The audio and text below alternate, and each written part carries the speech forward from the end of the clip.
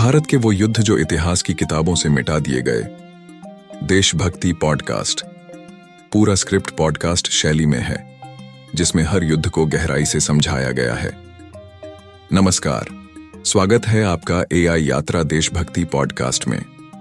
एक ऐसा मंच जहां हम भारत की उन कहानियों को उजागर करते हैं जो कहीं खो गई हैं, कहीं छिपा दी गई हैं और कहीं जानबूझकर भुला दी गई हैं। आज का विषय है भारत के वो युद्ध जो इतिहास की किताबों में नहीं पढ़ाए जाते। हम सभी को पानीपत, हल्दी घाटी, प्लासी और स्वतंत्रता संग्राम की मुख्य लड़ाइयों के बारे में बताया गया है। पर क्या आप जानते हैं कि भारत में सैकड़ों युद्ध ऐसे भी लड़े गए जो अपनी रणनीति, वीरता और ऐतिहासिक परिणामों के लिहाज से उतने ही जरूरी थे, पर वो पाठ्य पुस्तकों से नदारद हैं। आज हम 8 ऐसे युद्धों की बात करेंगे जो न सिर्फ भारत की ताकत दिखाते हैं बल्कि हमारी विरासत का हिस्सा है। 1.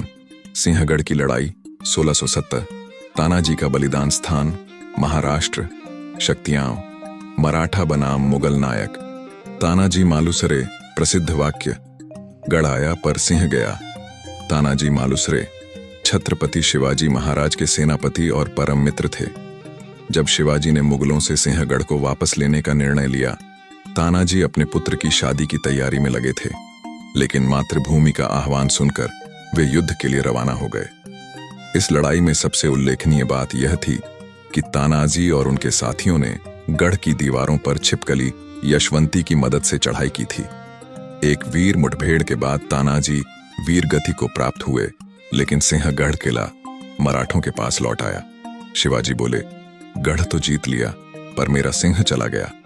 इतिहास में इस युद्ध का जिक्र कहीं सीमित रूप से मिलता है, जबकि इसकी वीरता अतुलनीय है। 2. बैटल ऑफ इताखुली 1682, अहोम साम्राज्य बनाम मुगल साम्राज्य स्थान गुवाहाटी, असम। शक्तियां, अहोम बनाम मुगल नायक लचित बोरफुकन। मुगल साम्राज्य के विस्तार को उत्तर पूर्व भारत में असम के अहोम साम्राज्य ने रोक दिया।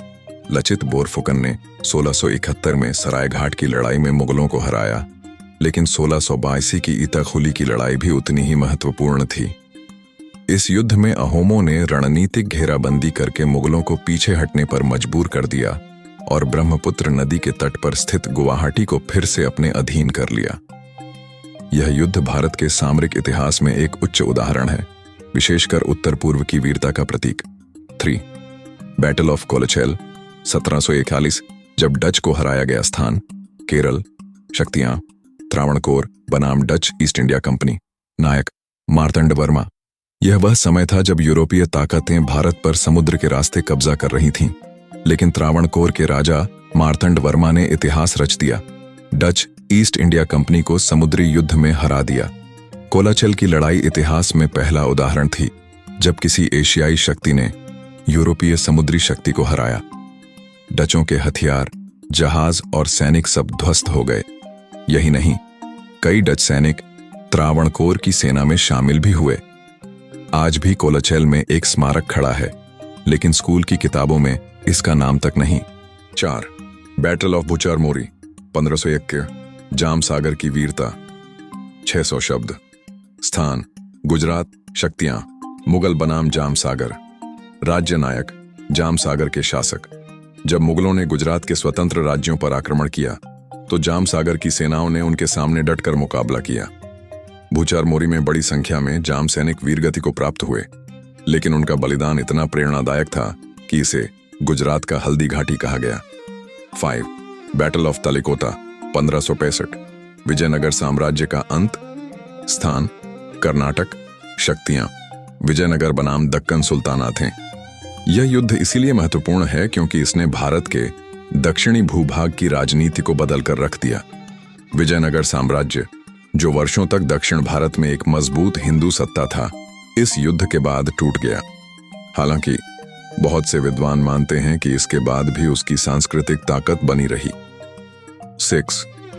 बैटल ऑफ बक्सार से पहले की लड़ाइयां। बंगाल की असली कहानी रॉबर्ट क्लाइव की प्लासी और बक्सार की लड़ाइयां प्रसिद्ध हैं, लेकिन सिराज उद दौला और बंगाल के अन्य नवाबों ने कई छोटे युद्ध लड़े, जिनमें भारी घेराबंदी, विश्वासघात और कूटनीति शामिल थी। 7. बैटल ऑफ हल्दी घाटी का एक और पक्ष भील और आदिवासी वीरता। हल्दी घाटी की लड़ाई का एक पक्ष बार बार छूट जाता है, भील आदिवासियों का सहयोग। महाराणा प्रताप की सेना में हजारों भील थे, जिन्होंने दुर्गम पहाड़ियों में गुरिल्ला युद्ध में महारत हासिल की थी। इनका इतिहास अनकहा रह गया। 8. Battle of सरेघाट 1671। ब्रह्मपुत्र की लड़ाई लचित बोरफुकन के नेतृत्व में अहोम सेना ने शक्तिशाली मुगल नौसेना को पीछे हटाया। उनकी रणनीति आज भी इंडियन नेवल एकेडमी में पढ़ाई जाती है। इस युद्ध के अंत में ब्रह्मपुत्र नदी में डूबते मुगल जहाज स्वतंत्रता की लहरें बन गए।